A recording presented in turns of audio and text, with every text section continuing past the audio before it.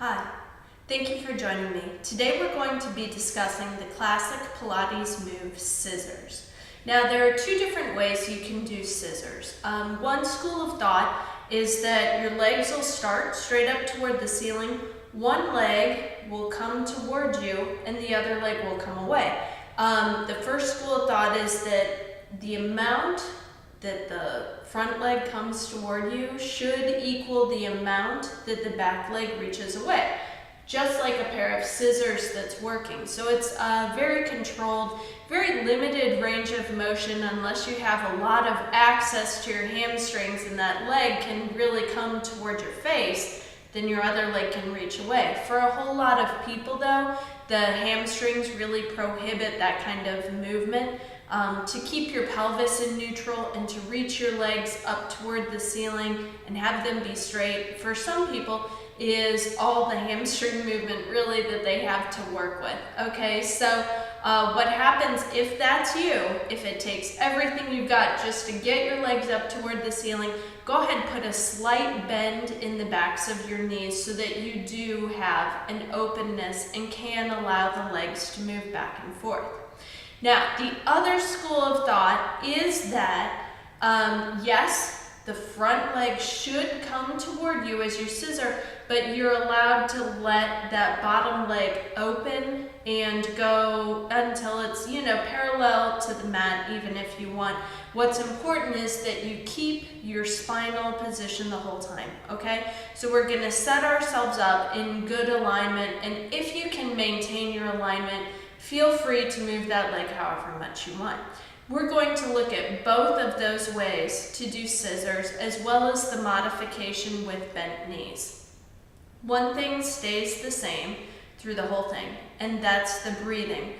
Unlike our traditional Pilates breathing, where we're going to inhale through the nose and exhale through pursed lips, with scissors, you inhale through the nose as the leg moves toward you, and as it's there, you exhale, exhale, and then inhale, the legs come back to center, and then it's exhale, exhale. Okay, so let's give it a try. Let's come onto our backs. Knees are going to be bent, heels in line with the sits bones. Pelvis is in neutral. If you want tips on how to get a neutral pelvis and neutral rib cage, check out my video on the 5 basic principles, or I have a video on imprint and a video on rib cage placement. Also, you can go to my website, www.custompilatesandyoga.com, and all this information is out there too.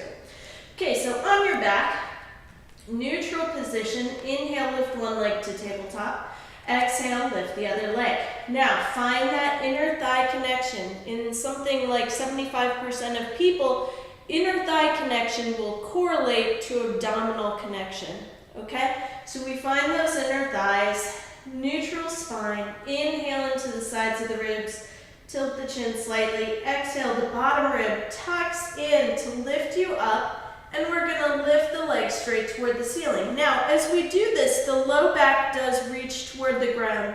I'm still trying to keep my neutral pelvis, but that low back does reach toward the ground here. Inhale here. And then let's do our first option where the legs move evenly. So we go exhale, exhale, inhale back to center. And it's exhale, exhale, inhale center. Exhale, exhale, inhale center. Exhale, exhale, inhale center. Now let's do the version with the bent knees, okay? So I'm gonna put a soft bend in my knees. Inhale here, and it's exhale, exhale, inhale. Exhale, exhale, inhale. Exhale, exhale, inhale. And exhale, exhale, inhale. Remember, you always want to do the same number on each side, okay? Now our second version, I'm going to bring my leg as close toward me as it can go, and I'm gonna reach out through my reaching leg and send that as low as it can go with my pelvis still staying in neutral position. Okay, so inhale and exhale, exhale, inhale up, exhale, exhale. This really kind of allows me to release some of the grip in the hip flexors.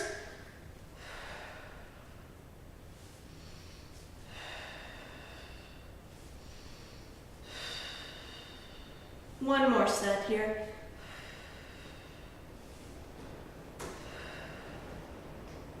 Good. Inhale the legs up to center, bend the knees to tabletop. Exhale, lower the body, lower one foot, lower the other foot, and you should be at your neutral pelvis. Just a reminder, guys, there will be some things that you read where they might cue you into going into imprint for that activity. I really don't like to cue people to go into imprint. To me, the whole point of why we're doing Pilates or yoga or whatever ab exercises is to get a nice strong core so that when we stand up or when we're upright, even if it's in a seated position, those muscles work the way that they're supposed to, and they help to support the spine and keep us nice and tall. Now what happens when we cue the muscles and we work so much in imprint, which a lot of people will do because they say it's safer for the low back, but what will happen then is when you go to a standing position, when you go to use the abdominals, they'll revert to that notion of, oh, when I work, that pelvis is supposed to be tucked under. And when you do that, you end up with a lot of piriformis grip, and the psoas gets dysfunctional too. And so what you end up doing is creating some unnecessary situations where you can have pain in that whole area near your tailbone, which can also cause sciatica. Okay, so that's why I don't cue going into imprint, but that's your prerogative. If that's something you want to do, you can definitely do that.